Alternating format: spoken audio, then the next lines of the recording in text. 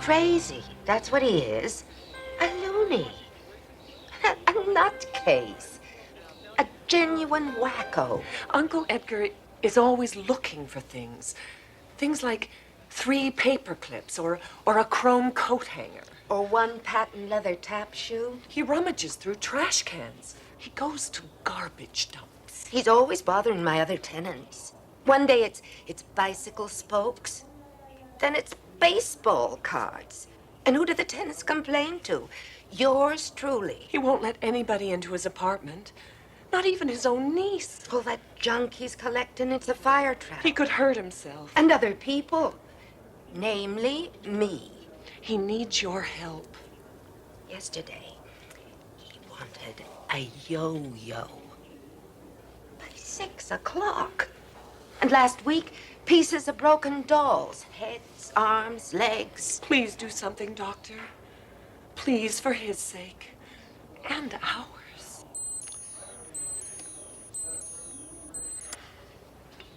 Of course.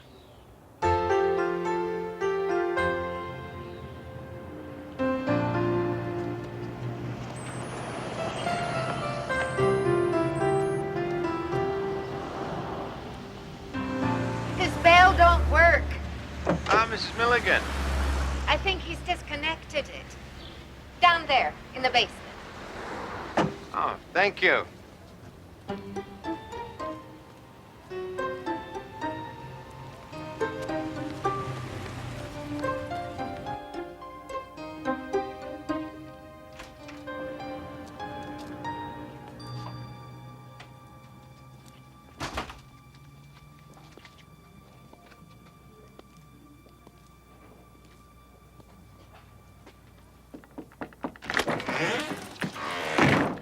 Thanks anyway, Mr. Pilchick, but I already found a brass thimble.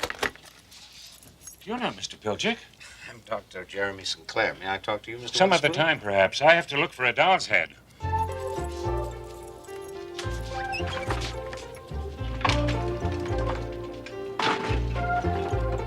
One old man in a private world of irrational urgencies. For Dr. Jeremi Sinclair, an all too common sight. But Edgar Witherspoon is a most uncommon old man with a secret that reaches out to the 4 corners of the earth, as the good doctor is about to discover. Your niece. She worries about you. She's a very nice woman, so tell her not to worry. See, a simple solution. Thanks for coming. It's been a pleasure meeting you, but I have to get on with my work. Your work? I bet you'd like to know what it is, wouldn't you? Yes. Wrong answer. You see a doll's head here anywhere? You mean like that? Too big. Also brunette. I need blonde. And I need it in 5 minutes. And, what for? You want Santa Barbara to fall into the ocean? No. Then stand aside, sir. Stand aside.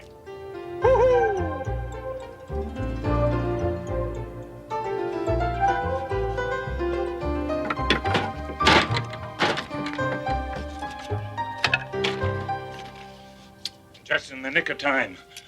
No time to lose. Mr. Witherspoon. I'm sorry. I shouldn't be rude. You've come all this way to see me. May I come in? And it was so nice, a pleasure meeting you. Tell my niece hello. Now, if you'll excuse me, I've got to stop the shaking in Santa Barbara. Mr. Witherspoon. On your way out, could you dump this?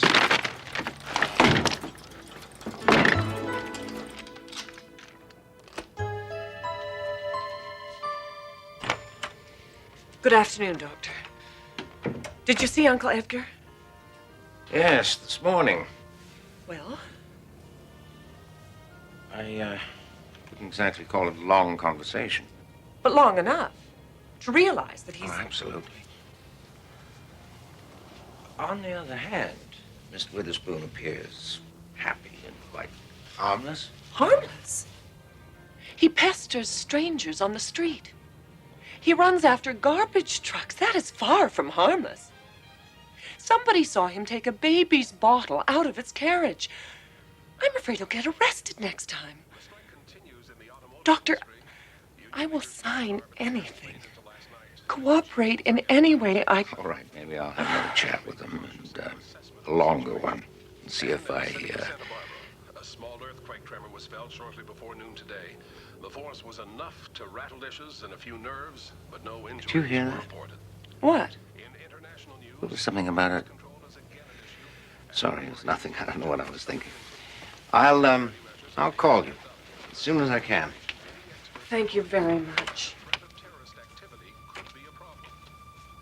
Acid rain is affecting the northern lakes even more than scientists.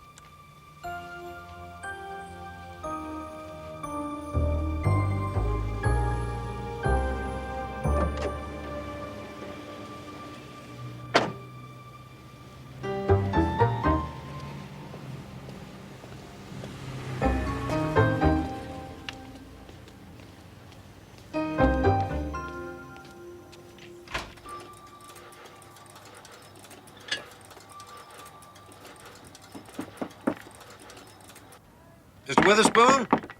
Go away. I'm not home. It's Dr. Sinclair. I was here last week, you remember? Sorry, I wasn't home last week either. Mr. Witherspoon, I could legally force you to open this door to me. Is that what you want?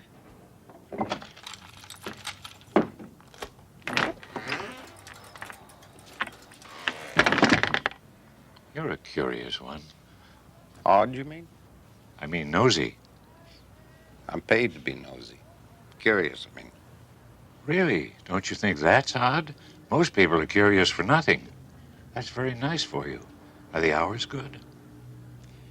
Mr. Witherspoon, why do you collect dolls' heads, shoes, paper clips? I can't afford Rembrandts. What?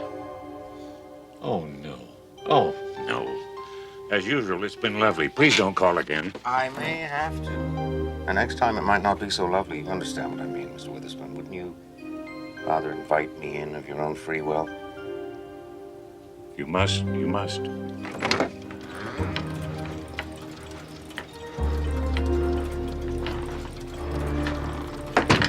Be very, very careful where you walk.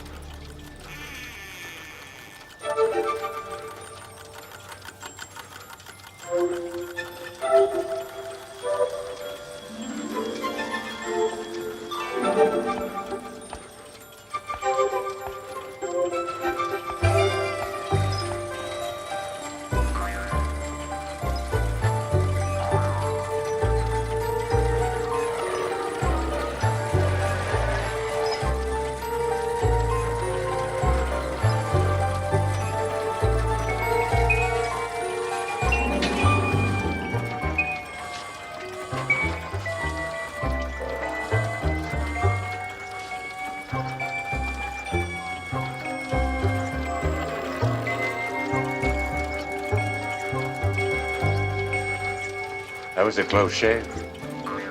This is very, interesting, Mr. Witherspoon. What is it? This?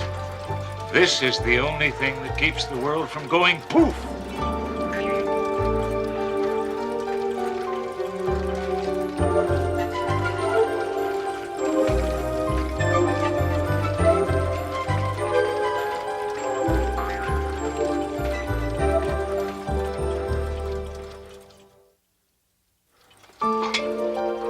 Now, let me understand you clearly, Mr. Witherspoon. You say that this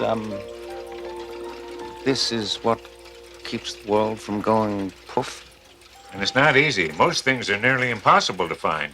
Where would you look for a skate key? Oh, I can't imagine. I found one, though. You think that's crazy? Well, You wouldn't by any chance have a business card, would you? oh, yes, of course.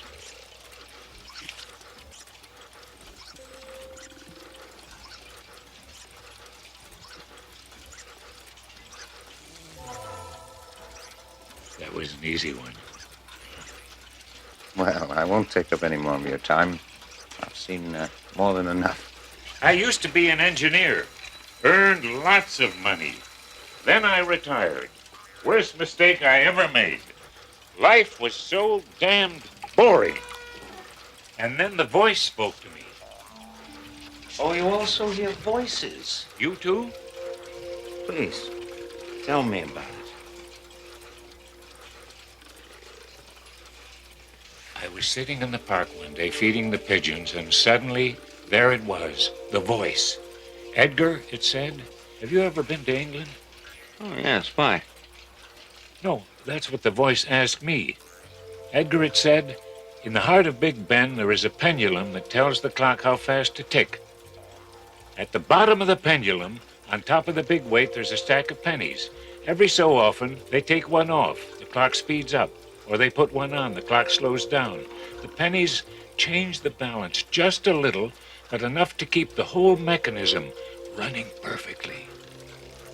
So, what you have here is some kind of clock. Of course not. Why would I build a clock? $3, any drugstore. Doesn't lose 10 seconds in a year. Anyway, the voice said, Edgar, the world is a funny place. Little wars here, big wars there, volcanoes going off, storms, tornadoes, a terrific amount of noise and bother. You have to build something that will keep the world from going too far, maybe even going poof. What the pennies do for Big Ben, this does for the world. Who do you think it is who's speaking to you? Well, sometimes I think it's God. And then I think, no, God would have a deeper voice. Would you care for a prune, Doctor? Oh, no, thank you. I was just leaving. But you've just arrived. Oh, careful! I have no idea how the thing works. All I know is that the voice tells me what it needs, and I get it. Goodbye, Mr. Witherspoon. You keep up the good work. We could call it a sculpture. Would that make my niece happy? What? Oh, no. If you happen to run across an old tuba, would you bring it by? I need it in 2 hours.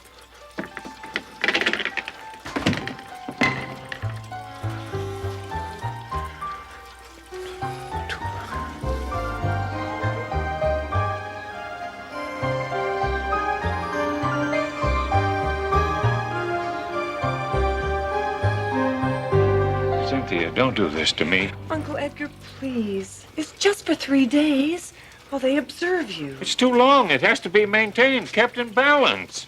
Mr. Witherspoon, you hear voices. That isn't normal. You must understand that. You hear voices, too. No, healthy people do not hear voices. You hear mine, don't you?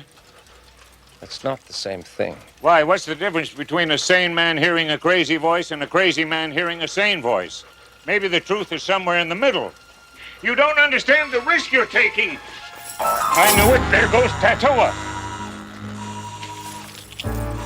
What's Tatoa? A tiny island in the South Pacific. What time is it? 3:17. At 3:17 in the afternoon, Tatoa became history because of you. Please, well, there's still time. It'll take me days to clean up this junk. Keep her away from it. Remember Tatoa. Classic psychosis. Tired, feeling useless, he created typical delusion of grandeur that he was vital to the world's survival. Poor Uncle Edgar. You will take good care of him, won't you? Mideast stalemate continues. Congress passes Transportation Act. And in the South Pacific, the tiny island of Tatoa is destroyed by a tidal wave. Details on this and all the news in an hour. Did he say Tatoa?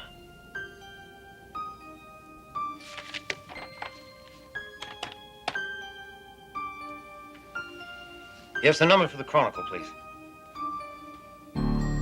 Thank you.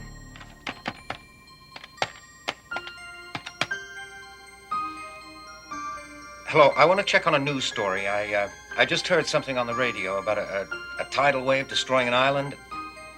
Yes, that's it. Are there any details? Really? I don't know where. When? This afternoon? I mean, exactly what time? Thank you. Miss Walker!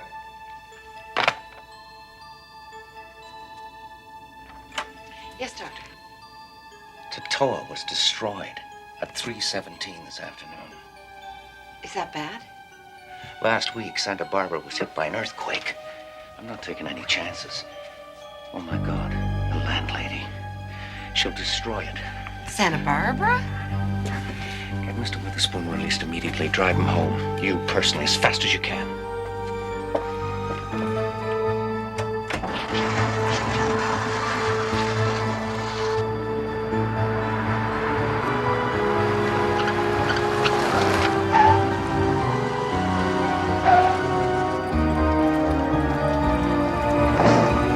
Don't touch a thing! You didn't, did you? You haven't touched anything or moved anything. Not yet. Why? Because this is the creation of a disordered mind. And by studying it, analyzing it just exactly as he left it, I can come to a deeper insight into Mr. Witherspoon's problem. He's a loony. What else do you have to know? No. It's not that simple. I can't rent this place with garbage in it. All right. I'll rent it. You? Yes. I'll give you double what you're getting. I'll be up later with a check. Thank you, Mrs. Milligan.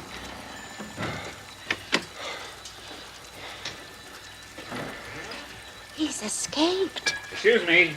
Hello. Mr. Witherspoon! Mr. Witherspoon!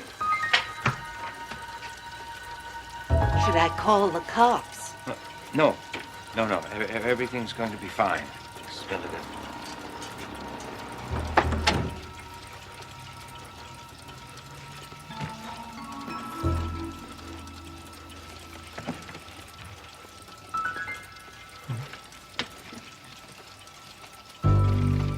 You got a handkerchief? Oh, yes. Yes, right away.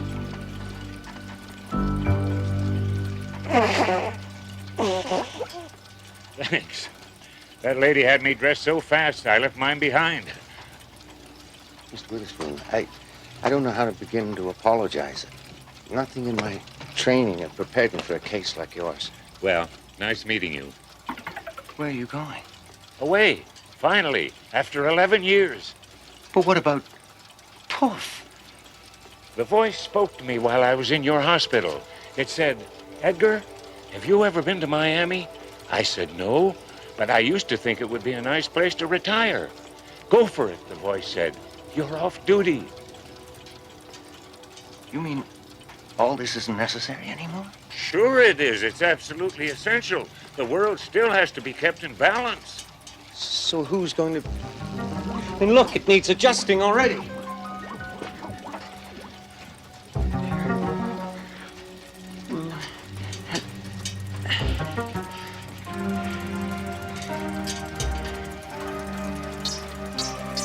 There, that's it. Now, if I can just get a ping pong ball in there by 7:13,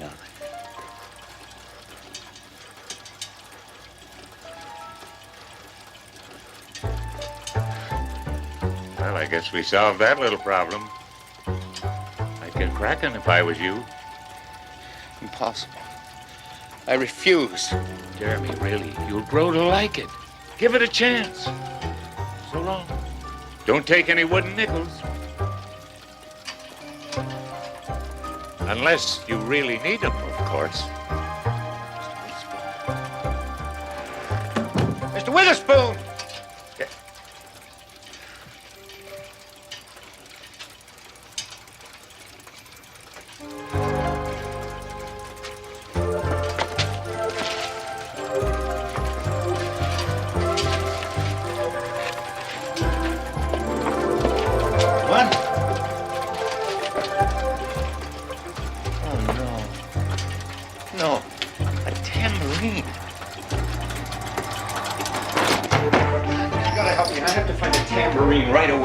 Please, can